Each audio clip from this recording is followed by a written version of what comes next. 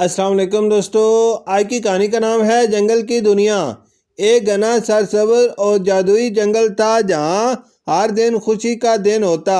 صبح پرندوں کی چہچہاہٹ سے اور رات جگنوں کی روشنی میں ڈھلتی۔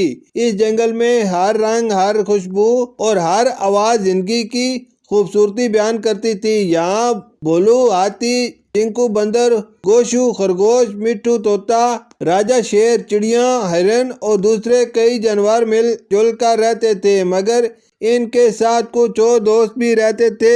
جمیلہ زرافہ، لمبی گردن والی مہربان زرافہ جو درختوں کی اونچی شاخوں سے پھل توڑ کر چھوٹے جانوروں میں بانٹتی تھی۔ چک چک گلہری، ایک پھرتیلی باتونی گلہری جو ہر وقت نئے قصے اور چٹ پٹی باتیں سناتی رہتی تھی۔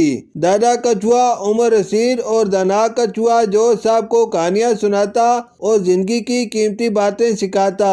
پپو ریچھ، ایک موٹا تازہ ریچھ جو شہد کا دیوانہ تھا اور سب بچوں کو اپنی کمر پر بٹھا کر جھولا جھلاتا۔ نیلو مور، خوبصورت پنکھوں والا مور جو بارش میں ناچتا اور سب کو محفوظ کرتا۔ ایک دن جب چنکو بندر نے جشن کا اعلان کیا تو سب نے اپنا کردار سنبھال لیا۔ جمیلہ زرافہ نے جنگل کے پھل چن چن کر ایک بڑی سی ٹوکری میں رکھے۔ چک چک گلہری نے بانس کے بانسری جیسے ساز تیار کیے۔ دادا کچھوے نے بچوں کو جمع کیا اور پرانی کہانیوں کی ایک محفل سجا دی۔ پپو ریچھ نے شہد سے بھرے میٹھے بسکٹ بنائے اور نیلو مور نے مخصوص انداز میں ناچنے کی مشق شروع کر دی۔ شام کو جب جشن شروع ہوا تو جنگل ایک خواب بن چکا تھا۔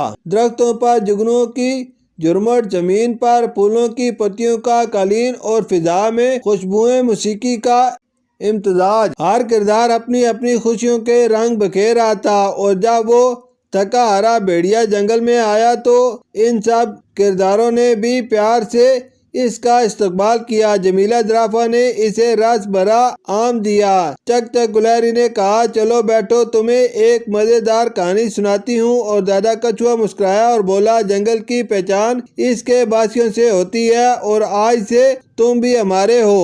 نیلو مور نے اپنے پنکھ پھیلائے اور ایک محبت بھرا رقص کیا۔ پپو ریچھ نے اپنے ہاتھ سے شہد کا بسکٹ اسے دیا۔